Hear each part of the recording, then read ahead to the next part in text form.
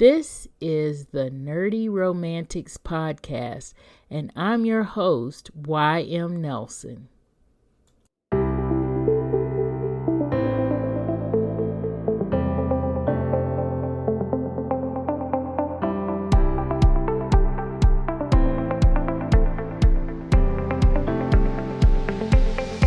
This episode starts a series that I'm calling Who Gets an HEA?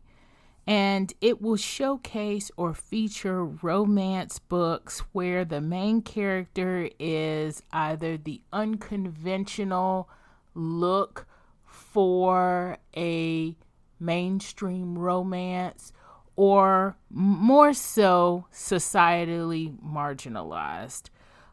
So who deserves an HEA? Well, I feel everyone who wants one should have one. You shouldn't have to conform to certain beauty standards or age limits or ethnic backgrounds in order to be the star of your own romance. And today's episode specifically is going to focus on One to Watch by Kate Stayman-London. This romantic fiction novel has a plus-size heroine. And while I wanted to laud the story as one that shows that plus-size women do deserve and should get that HEA, my guest host think that more could have been done. So, spoiler warning on this one. While we tried to stay away from most of the spoilers because one of our guests has not finished the book at the moment, we do mention a few things that would be considered spoilers. So if you want to read this one and don't want to be spoiled, pause here, take your time to read One to Watch, and come back and let's discuss.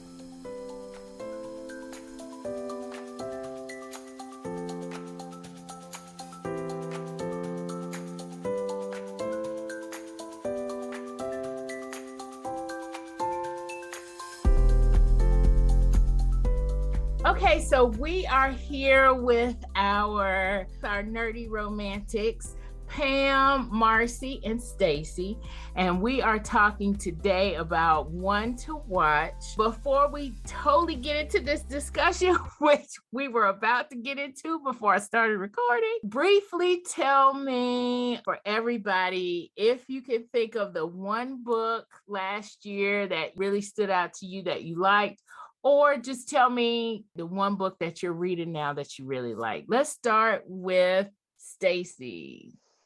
And you would have to start with me on this topic. Well, hello everyone, this is Staci, and I'm gonna have to say there's nothing I'm really reading right now that's really captured my attention. And last year, out of the books I've read last year, yeah, you had to come out with nothing. I could have had that question earlier. I don't really recall a book that really stuck with me even last year. There's like books I've read that were, okay, this is good, but nothing that was like, oh my God. No, the one. I have to say the one then. If that was for last year, that I really enjoyed and it kept my attention the whole time, would have been the one. And I was thinking more like books I've read, but I did it as an audible, audio book. Before that, another audible book would have been De-Evolution. Those two, really kept my interest for the whole entire time I was listening to those.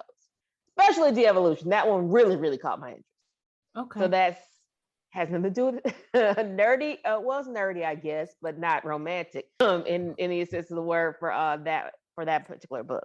Well, this is essentially a book chat. So we're all about books here. We don't have to necessarily be right in Nerdy Romantics with what we are reading right at the moment. Of course, the book that we are talking about today, One to Watch, is a romance. So whatever you read, hey, we're just reading lovers here. Marcie, what about you? Any favorite books from last year, or maybe something you're reading now that you like?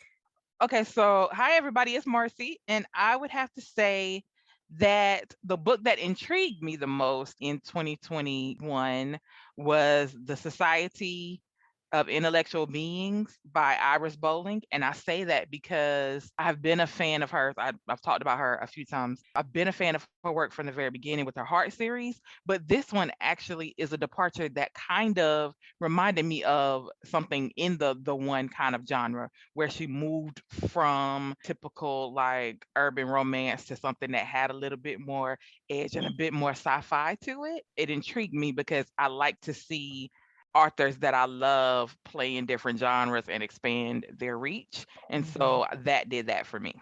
Yeah, that is kind of a departure from what, at least from what I know of her as. She's like a romance author to me. I think a couple in the genre are doing a little bit of a departure as well, and doing it not just under pen names, but doing it under their names, which is, I think it's kind of cool. Me too.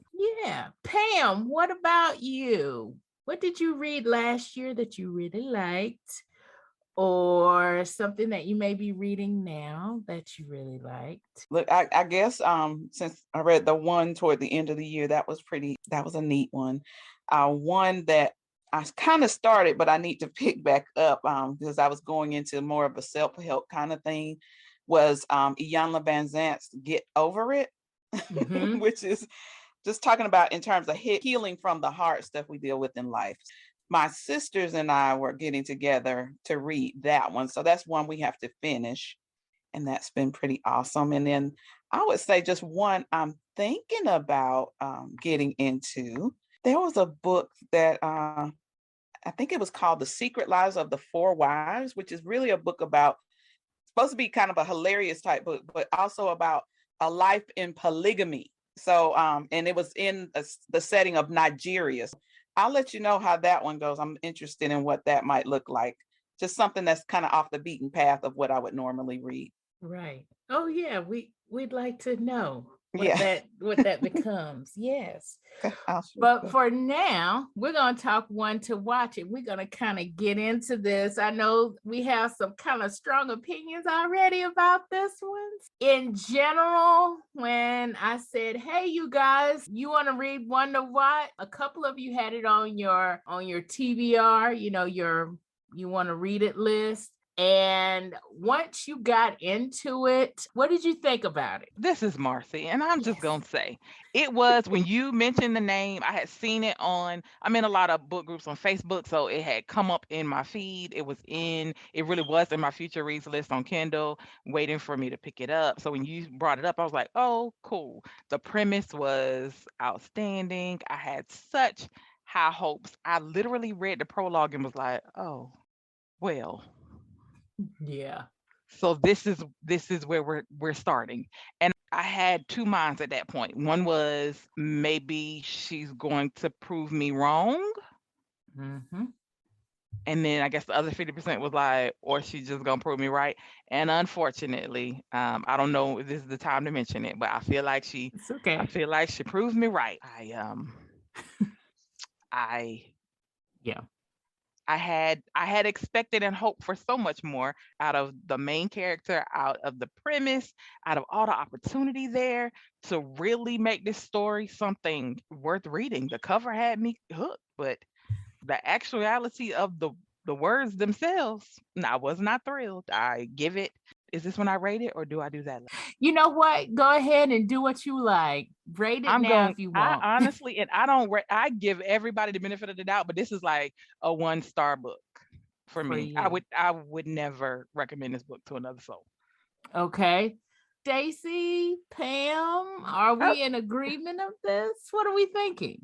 Like at this point, and again, I will preface that I have not finished the book, so I'm halfway through. That's okay. I'm not going to give that a 1. I'm not going to say it's a 1 thing, and I'm coming from a different point of view. When I look at it or I read the book, I did have higher expectations of it, but a lot of it when I was reading kind of was cringeworthy, and possibly because for me, the whole premise of going on a reality show, I don't even like reality television in real life. So, and I thought a lot of stuff that she was doing, and I guess we haven't gone over into anything like the specific parts of it, but the beginning of it, when she was in Paris and how she felt like just not seen and all that. Some of the things I can relate to, not going to Paris and not being seen, that kind of thing. But I feel like her whole, to me, it's like one of those, she's overweight and she has low self-esteem. And I can relate to it. I'm consider myself a low self-esteem in recovery. Because I think if you had low self-esteem at some point, you kind of always have it. It's just, you're always in recovery. And because of that, I try to make sure that I'm around positive people. And I don't do a lot of negative self-talk. And I also don't hang around people who do negative self-talk. And I make it a point that if I have to be around those kind of people, I tell them, like, don't do that. Because I'm not trying to go back down that kind of road. In that case, I can't understand, but then how she changes her life around. I mean, I really felt like, okay, I could understand what she's going through, some of the things she was talking about and changing her life, and how certain, for her it was that cape.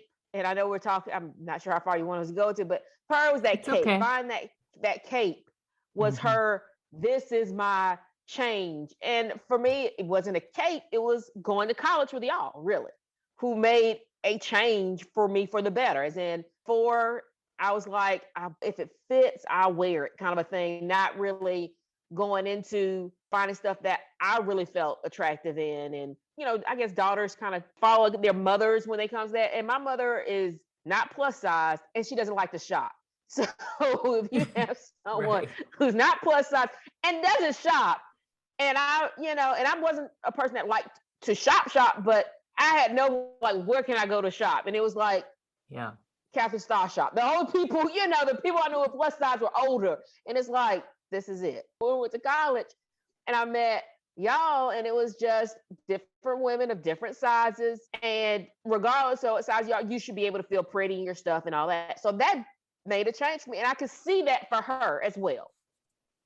But then we got into the whole, I'm going to go on a reality show. And I just, and not just the reality show, what was his name?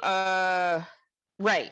That Ray person. Oh, okay. And I was like, hung up on this one guy who is at least at this point, has never committed. Just kind of, to me, is leading her on twice in her life that he has done that, and she lets him. And then that whole, so to get over him, she goes on a reality show, and it's like, did you really think about that? Because the thing, she's like, I can't believe it's like this. It's like, have you not watched reality TV at all? Right, exactly. Because, by the point where I am now, I will give it a solid, I guess middle row, a 3. It can go either way. It's like, I'm cringing at certain things, but we'll see if this can get over the hump, and it can go. It does not. Oh my gosh. Well, at this point, I'm gonna give it a 3. It's not like I would recommend it to anybody, but I wouldn't necessarily. I'm at 3 at this point. Okay, that's all I'm gonna say right there. All right. Somebody else can talk for a minute. I was gonna try to jump in. Yeah, jump in, please. I was sitting here laughing, some of the things that Staci was talking about. I guess because I watch reality shows, I'm not the biggest fan, but there's certain ones I watch, like the Real Housewives. I do follow some of those. And I did watch the last season of that Bachelorette, and then the season before that, and then that lady's not even with that guy anymore. But I guess my expectations when I'm dealing with reality shows, I don't expect a whole lot. I just expect a lot of drama, which so far in the book has been doing that. Some stuff that's probably not real, that's probably scripted, kind of, with the producers and stuff, which we kind of saw that too was happening in the beginning. Because of the things she had gone through, her self-esteem was kind of somewhat down. She got on the show, this reality show, and I guess her plan in her mind was to not hook up with anybody. So really, she was just going to, I think the way they put it was, she was just kind of going to beef up her career of sorts. Yeah, that may have happened. I don't think it really did, but it also, some of the stuff that she had been dealing with was like in her face, and I don't think she really truly was able to deal with some of those things. I was thinking about one area where I think she was taking one of the guys off, in terms of, I forgot what you call it, when you decide you don't want them and you take them off the show. Just how rude, and I think that was Jefferson, how rude he was to her. Yes. And if you go back to how she was in the beginning in terms of her self-esteem, I mean, if she had heard that at the beginning, it probably would have changed the way the whole thing kind of went over. I think in some way she was trying to hold on and have this hard shell to kind of get through the series or the actual show. But to me, it was just heartbreaking just to hear for that man to say what he did about her. No, nobody's really interested in you. I'm assuming that a lot of people will feel like that, especially, if are normally just not seen, or you're seen as not being pretty, or you're not seen as these people that we see on reality shows, the young, the thin, well, some of them are older, but thin, and the long hair, and the makeup, and all of these things, the bikini that looks good, in people's minds, all of these different things that we're seeing. But I think inside she's still having some issues just dealing with her own self-esteem in the midst of all of this, which I would myself. So I don't know. I kind of feel like this is reality TV. This is what happens, to be honest. I just wish that maybe she could have dealt with some of the other issues that she was dealing with within the story. I don't think she really could we didn't tap into all of those things. So I don't know if I would read the next story, but but at the same time, I thought it was some of it was quite hilarious, because to me, when we watch reality TV, this is what we see, and it's crazy. And I guess that's why I didn't like that part. I'm always cringing when I watch any kind of reality TV, and that's like American Idol, The Voice, those kind of things. And I really have never watched a Bachelorette or The Bachelor ever, but I know enough about them to know, like, all that stuff I just find really cringeworthy. And it was hard for me to get into it, because every time I do it, I'm just cringing like it was really happening. It's like, oh, oof. And at this point, I would have turned to a different station. Yeah. And literally, I was kind of doing that. Like, okay, we're going to watch this TV for a little bit. And I do think she brought into it like her own insecurities and all that. And I just don't think, I'm not sure what she expected to get out of the reality. I mean, I guess it was, to get over Ray, but the whole point of that show is to fall in love, or, that kind of thing. And we know that's not really the case. Most of these people will go on these shows, but it wasn't even just about, hey, getting more followers on her, because that's related to her career, but also to get over a person. But if you're trying to get over that person, you'll have to be open to other people. She wasn't trying to get over anybody. She was just totally coming in there defensive, just really started off that way. And it didn't help that the producer, Lauren, had that whole thing with the guy looked at her and turned around. And that was like, and that was playing. Really? I mean, that's just really like, even if she, even with high self-esteem or whatever, or the fact that she didn't always have it, for that to happen on national TV, right? Boom, I'm going to do this, drop this, and then act like, why is she like this? It's like, dude, you started off like that. We right. Drama. Drama is about to hurt feelings, because it's national TV. It's one thing if someone did that, and it's going to be on TV forever. Right. Exactly. You're right. And so on that kind of things, and I know I'm talking a lot. I'm sorry.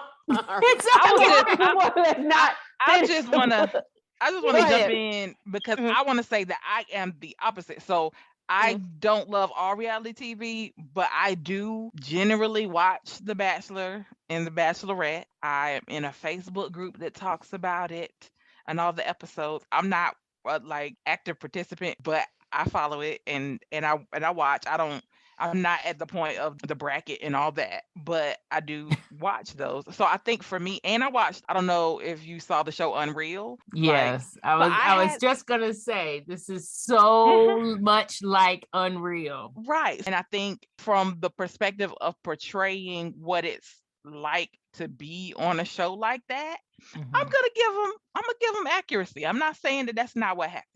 What I think bothered me the most, and Staci touched on a little bit, was her character and her overall attitude for so much of the story. I felt like it took her a long time to find her groove in a way that seems odd for having agreed to such an experience. I was glad when they finally had a conversation where she said to Lauren, look, stop playing this like it's you out here, because our experiences of life are different. Right. And what would work for you in real life is really like sabotaging me. But I do think, but I also blame her because at the beginning she abdicated so much of the process to Lauren. You pick the guys, you pick who stays, you just go through the list, you whatever. That I think she set that up to the point where Lauren was like, well, darn, I have to do all the work. I'm gonna just do it my way. I feel like the core of it was that I had a hard time liking B just like the people on the show did. But my hard time liking her started before she went on the show in some ways. And so I think it was a little tougher for me. I will say for realism, for what it might be like to be on a show and to go through that process, I will say I think that was probably the most accurate and engaging part of it was the description of the process. I think it was just so painful. I didn't, like Staci said, I just couldn't watch. Marcie, help clarify or help me. You were just saying that you disliked her from the beginning. What was it that you did not like about B? Maybe not from the beginning. And I feel like it was the trope of it all that bothered me the most. In that you have this plus size woman who has found her space in the world, who is living the life that in some ways that she says she wants. But behind it all, there is always some sort of trauma / baggage that keeps her from being her full self. And that I think is what bothered me, is because she couldn't be whole and full at the beginning to go through this process. She had to have the Ray who was the love of her life that was really a douche. She had to have, you see, I think that was the part that bothered me more than anything else. They could not let her stay that person. There had to be all of this other stuff behind it that minimized her. That's, I think, what bothered me the most. And I think that's the part where I was like, okay, all right. And then I think after that, they just took that trope all the way down the rabbit hole of all these breakdowns and all these whatever. They stripped her of the thing that made us want to root for her in the first place. They could not take her into the show as the person that she was. That somehow they had to minimize all of that to bring her through this. That she couldn't have been a whole person through the journey. She had to be broken and somehow hobbled together.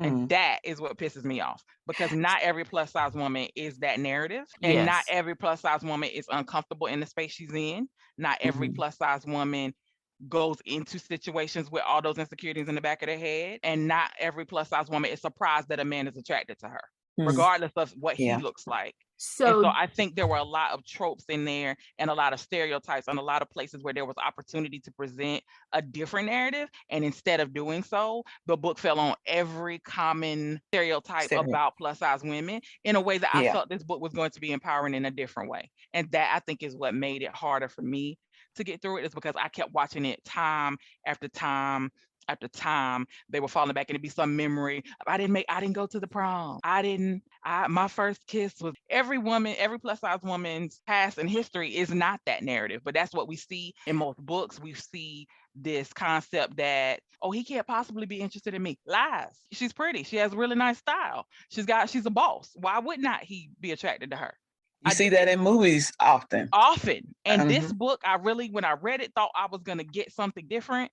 And when I didn't, and when it went so deep into every one of those stereotypes, it was a lot for me. So this brings up a good point for this particular group here. Some of us as plus size women are at a different point in our journey of acceptance of who we are, no matter what size we are, as women, period, not just even plus size women, because let's face it, in American society, we get just ripped apart for looks for no reason. It just boggles my mind sometimes why we go through all of this just for our outside appearance and how we seem to somebody. But some plus size women are at a different point in their journey, or they even never went through this or had to go through any of this. And so maybe we're not, even though we are plus size and maybe we had high hopes for this book, maybe we were not the target audience for this book. Well, I think that might be part of it, is that. Because I do understand different plus size women have different experiences. And so I can understand some of the things she was talking about in the book, but also at the same time, you see it so often in everything about plus size women that even if you aren't, or you are, or you aren't, something different, can we do something a little bit different? And I think that's just really what it is. I mean, even if, like Marcia says, you see this so often that even if it's you, I would think you still be tired of it, because there's no other view of a plus size woman. There's often no other view than just what she has in the book. I mean, I'm just trying, like what you said about not books but also TV, and it's like, what recently have we seen, or what's out there that truly is different when it comes to how plus size woman is viewed? And for whatever reason, Drop Dead Gorgeous came to mind. But the only reason she acted like that is because she's a thin woman who's brought back into the body of a big woman. So she had to, now it's like, it was so like her mindset was already past this point of insecurity. She never had that because she was always a thin woman. Yeah. So she's approaching it through a whole different lens. And then it's like, but that's kind of rude that the only reason that she's like that is because she was a thin woman to begin with, that died and came back as a bigger woman. And wow. Yeah, no. And I'm gonna be honest, the best representation I've ever seen of plus size women in their own space and occupying their own space, and even then they had a few pieces of baggage, but not all of them, was like in an urban romance series that I read. And I don't even remember who wrote it, except that every time I see one, I try to read it because I know that's where her characters are coming from. And I wish I could remember the author so that I could tell you guys. But it was urban, and it came from, my grandma was big boned. All the women in my family big boned. This how we built. This how we rolling. So we claim that from the cradle, basically. But I think you're right that in societal depiction, the only way that a plus size woman can possibly be okay with being plus size is she was skinny at some other point, or has a skinny mindset, or is trapped in this body somehow, or has the opportunity or potential to get out of that body at some point. It's never that being in that body at that moment that the woman is content to be in that space. I am plus size. I have never, except for when I was a very young child, I've never been skinny. And so this is always the body I've inhabited and the space that I occupy. I do the things that I do for health, and I do the things that I do to maintain the longevity of my life. But the honest truth is, I'm not ever going to be a size 6. My head is too big. Wow.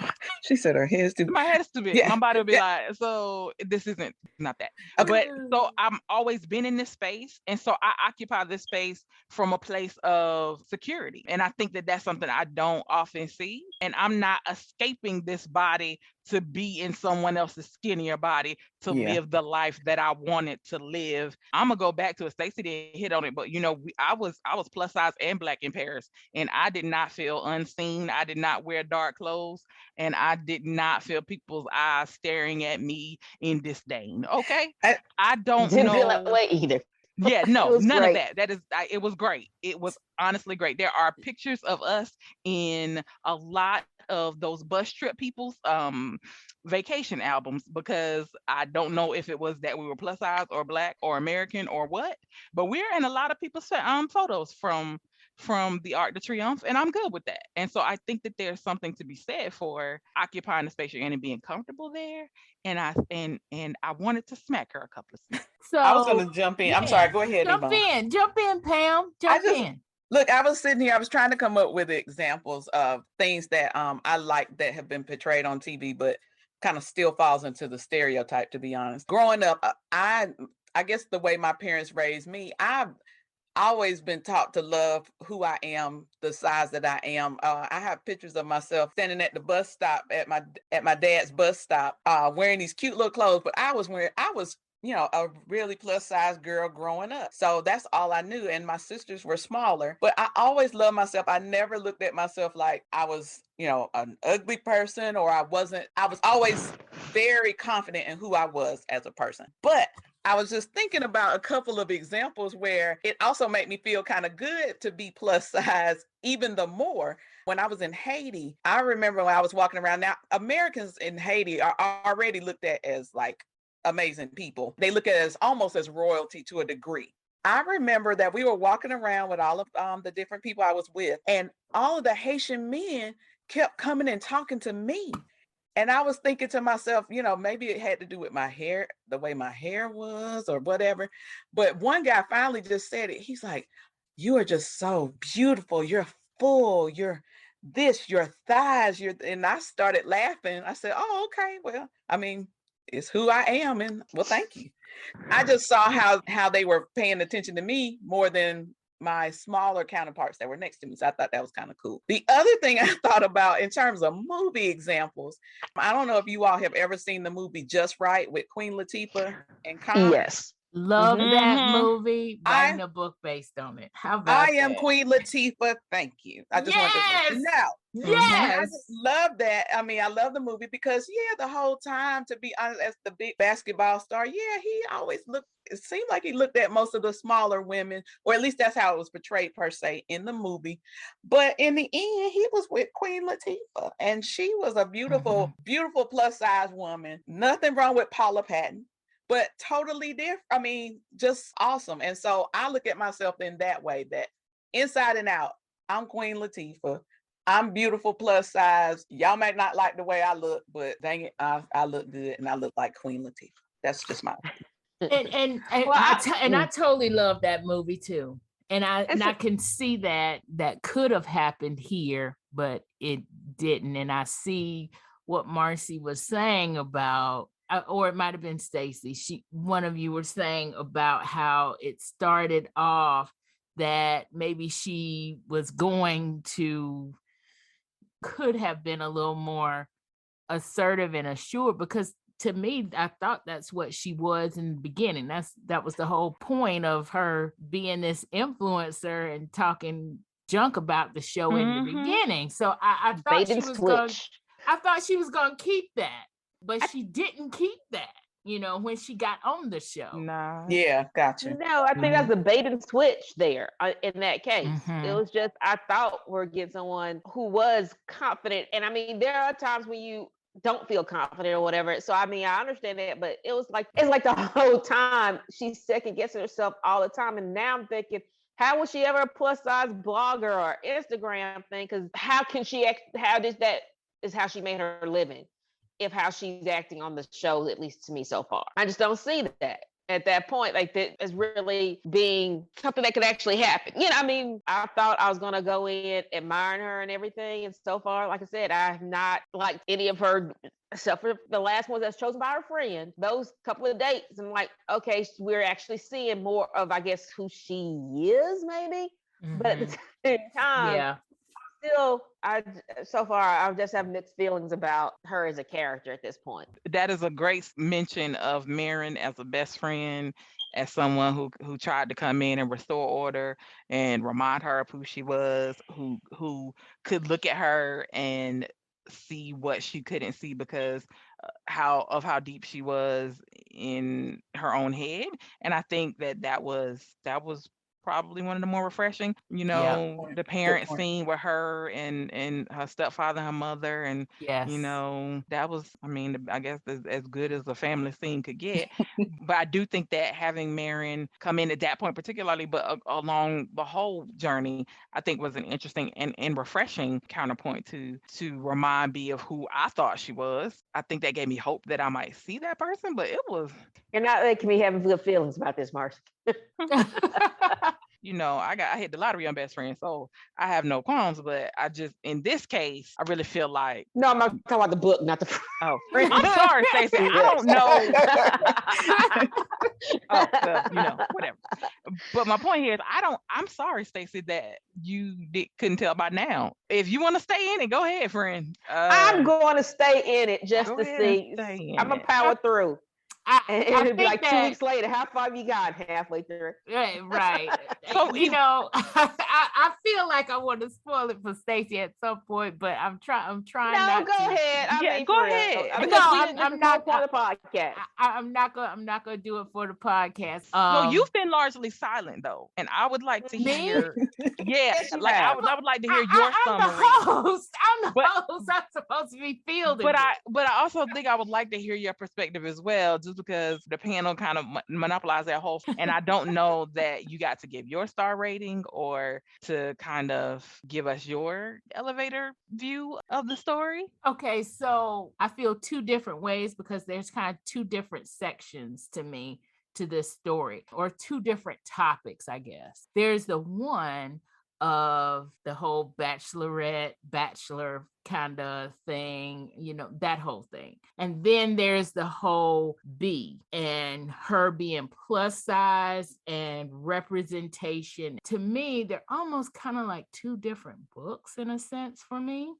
There's this one book that I totally loved as far as the reality show representation kind of thing. It's like a little bit of a guilty pleasure, but for me, I was an Unreal fan. I loved that show Unreal. I'm not a Bachelor fan. I've never watched The Bachelor. I did watch a few episodes of The Bachelorette when they had the first Black woman on there, because I'm a Black woman. But there is something about that whole, we're on a show and we're looking to find love and it's supposed to be quote unquote reality. The single woman in me kind of has this little, I like to see people get together and all this other kind of stuff, even though to a certain extent of it is scripted or whatever. But as far as the actual show antics that they showed in One to Watch, and as far as all of that, it made me think about that show Unreal. And I loved that show. And I was like, oh my gosh, they're kind of playing this whole little messy drama out, just like they played it out in Unreal. And you saw the behind the scenes, of course, because B is behind the scenes. I love that part. Now, the other part about B as a plus size person, I didn't like that story, but a certain part of me maybe understood that I am not every plus size woman. And at least they're just saying this is B's journey and this is not every plus size woman's journey, except for sometimes a book can end up being representative and blah, blah, blah. So that's that, I digress there. This story, I didn't like it because I didn't like that she lost her power. She had gained her power because obviously earlier in life at some point, she just didn't feel quote unquote beautiful. They kind of get into that whole reasoning behind that a little bit. But again, as Pam said, they didn't really get into the whys of why she felt insecure at some point, why she felt she couldn't feel like holding on to her self-esteem. They could have gotten into that more. It just felt almost unnatural. And maybe it's just because I've never been on a reality show. I never want to go on one, but the pressure there to just basically digress and lose, whatever self-esteem you have, that may have been something that just did her in. Although we don't really know that either from the words on the page. We just know that at one point she was holding her own. She had her own blog. She was doing her own fashion modeling kind of thing. It was really cool. And then she gets on this reality show and she just loses all of that self-esteem, all of that wanting to represent a plus size woman who was really in for it. Now, the other side of that, so I didn't like B. Let's just basically say that. But on the other side of that, it is kind of representative of what plus size women go through.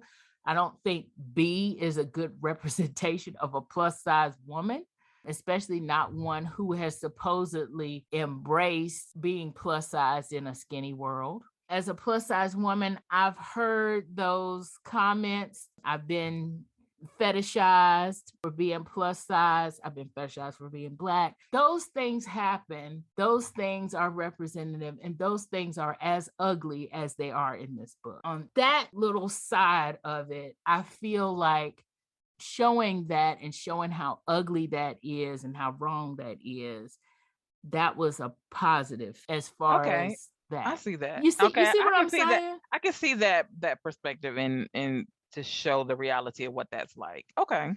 And I like the fact that Nash and Cooper ended up. I love her family. How about that, y'all? I loved her family. So That was great.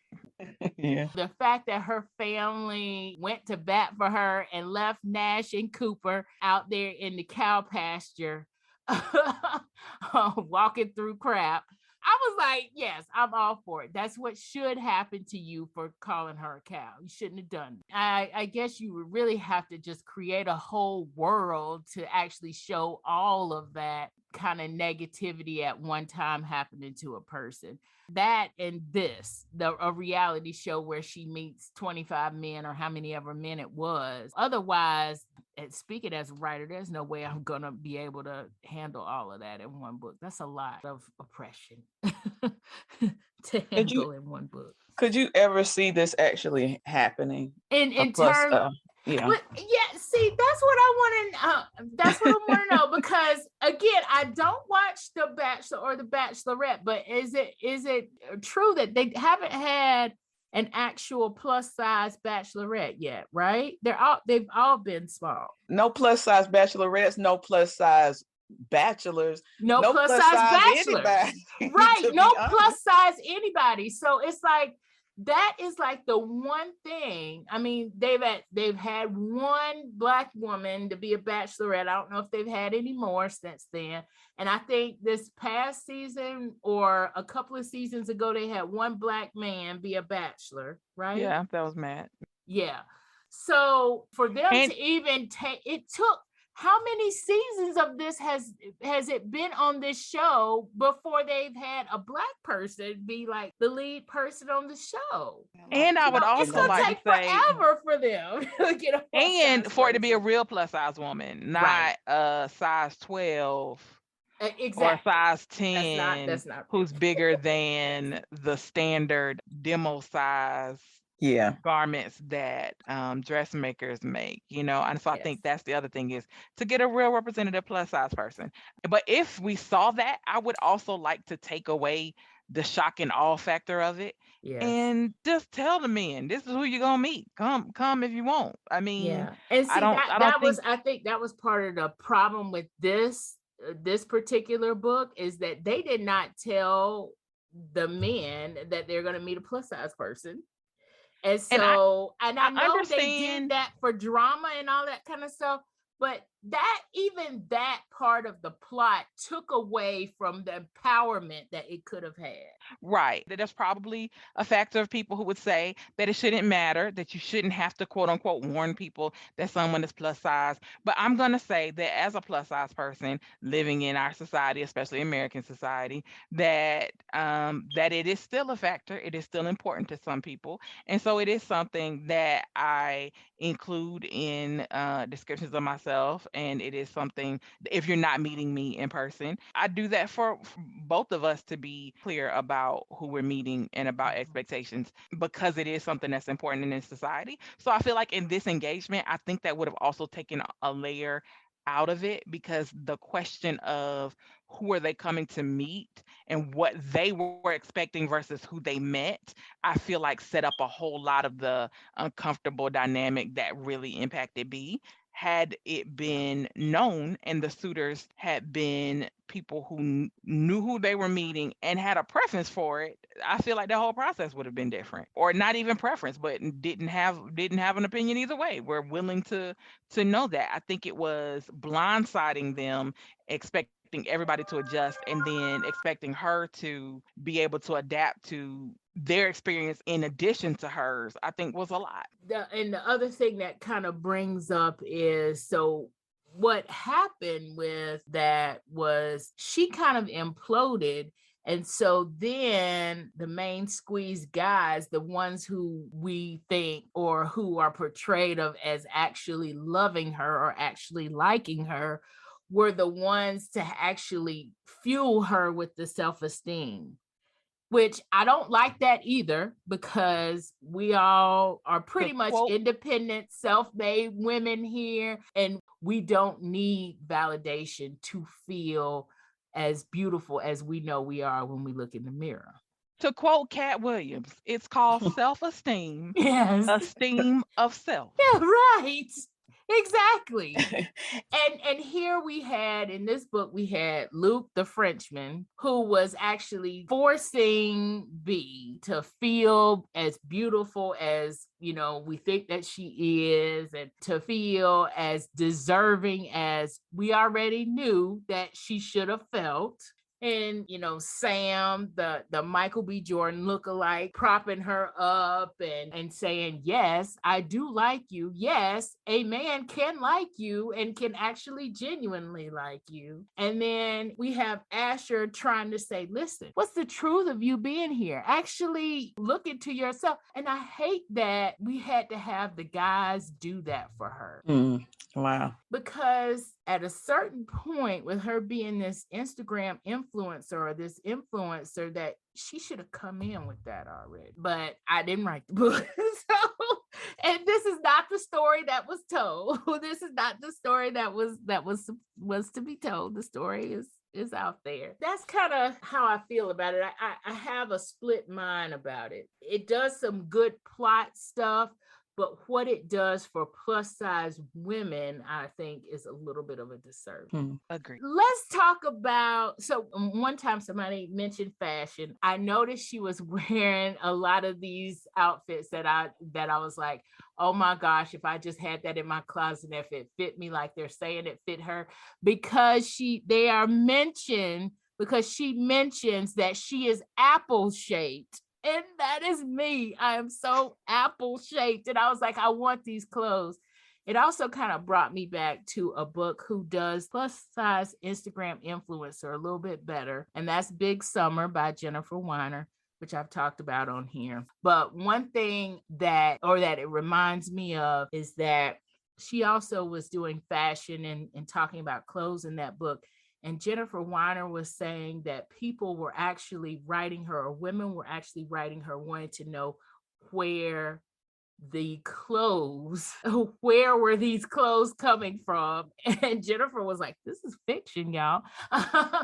And it kind of made me think about that too, because a lot of us, maybe not necessarily I'm the one, but a lot of us are fashion forward in this group. So what did we think about the fact that she was, you know, getting dressed up in these clothes? Did we care?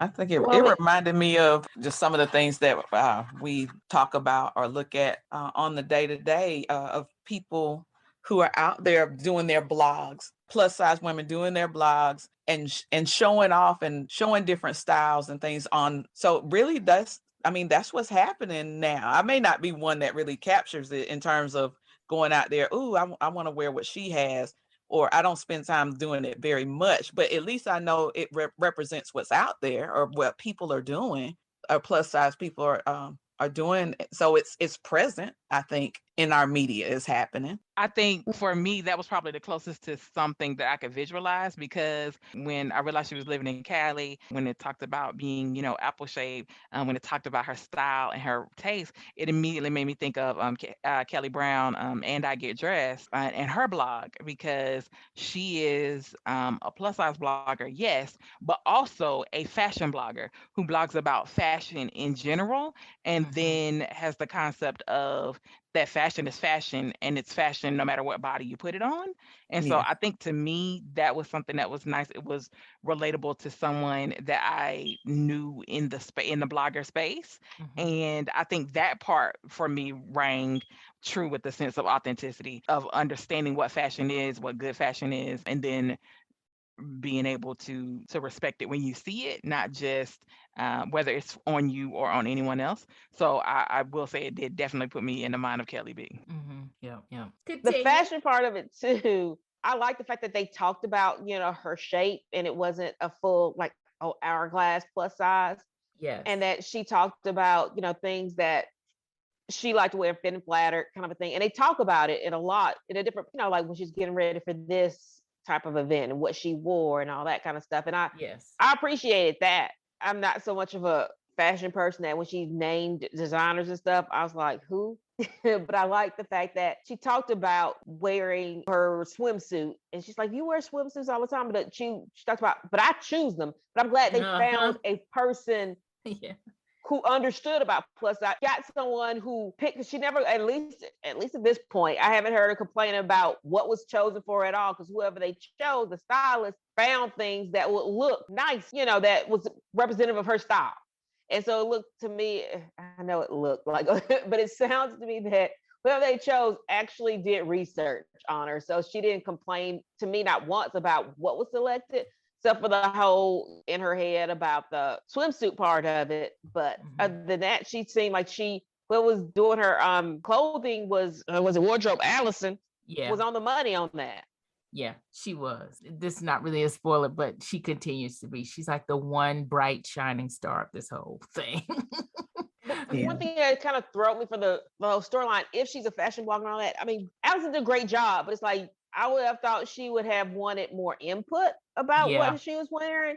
Yep. Because she never, to me, it didn't seem like she was a fashion blogger at all from this right. whole, like she liked an outfit, she recognized the name. Sometimes you would hear her say it was beautiful. She would accept or reject what Allison had. But I agree with you, Staci, but I think that was part to me of her entire abdication of the process to all those other people. The same way she told Lauren, you choose the men. She was like, Allison, you choose the outfits. I agree. I think that's part to me of the same symptom that I saw in the storyline, which is when she abdicated the entire experience to other people. I mean, Marin chose her best matches for dates. I felt like that was the part that bothered me the most. Maybe because it looked like she stood back and let everyone else decide this entire process until so far into the story. Yeah. And maybe that's it, because it's like, if you're going to be a fashion blogger, and the whole point of this was to kind of get more, get noticed, get more publicity and all that, I'll be having a whole lot more say in what you're choosing for what I'm wearing and all that, so that I can integrate this into my career. This is what the main reason for her to go. Besides getting over old douche guy. Right. But that was one of the things. I mean, I did like the fact that they did go talk about how she looked, and her fashion choices weren't just horrible. But also I did understand, like when she was talking about one of the dates she went on, and it was like this little boutique, and fitting into, going there. And I understood that perfectly, because I travel a lot. And then say people, oh, let's go here. And I'm like, geez, I'm going to walk through here sideways, just because of small little things that she brought that up, and I could understand that. But at the same time, it's like, well, if you want this money, I'm going to have to go in here sideways, because if that's where we're going to sit, I'm still going to this place I wanted to eat there.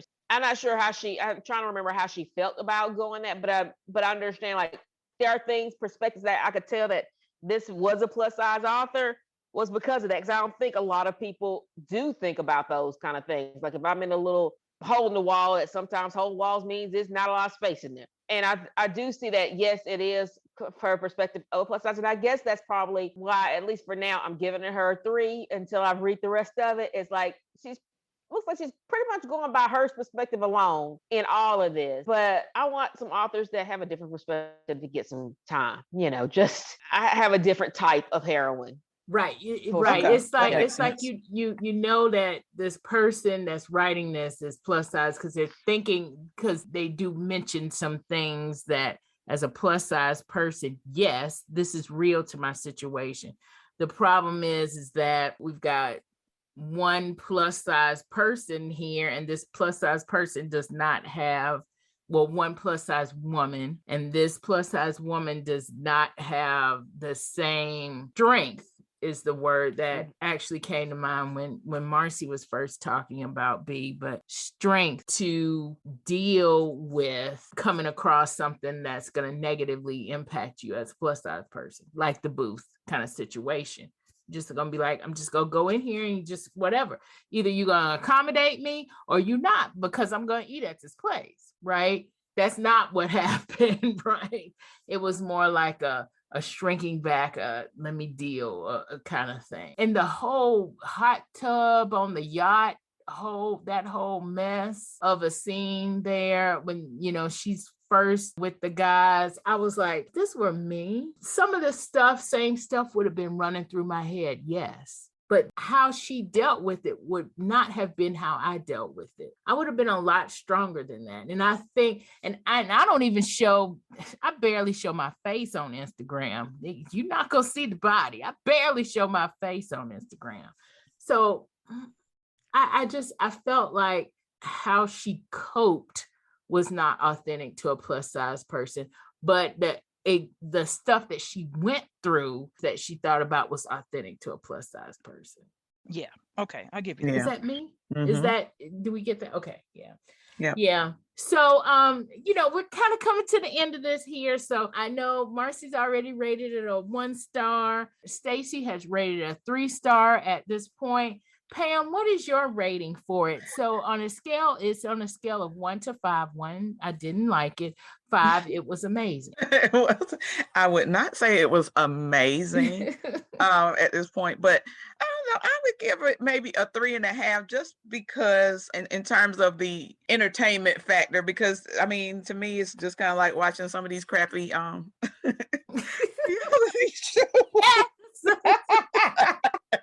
So, and I'm sometimes in them. So I would go with a 3.5 ish. Yeah. Okay.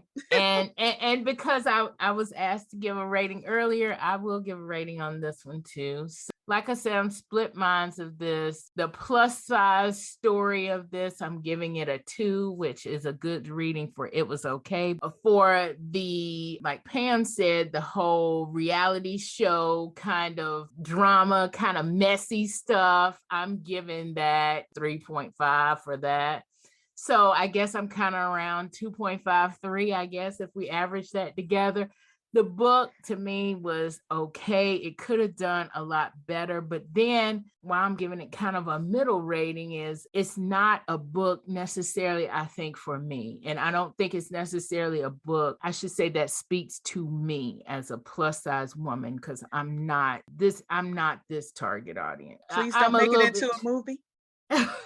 Yeah, no, just they already made my plus size woman movie. That was Just Right. I'm with you on that, Pam. I love Just Right, and I love it because it's like, and it's really not even about her being plus size necessarily. That's just one factor. This is not one that I want to see made into a movie. What I would actually really like to see is I would like to see a plus size bachelorette.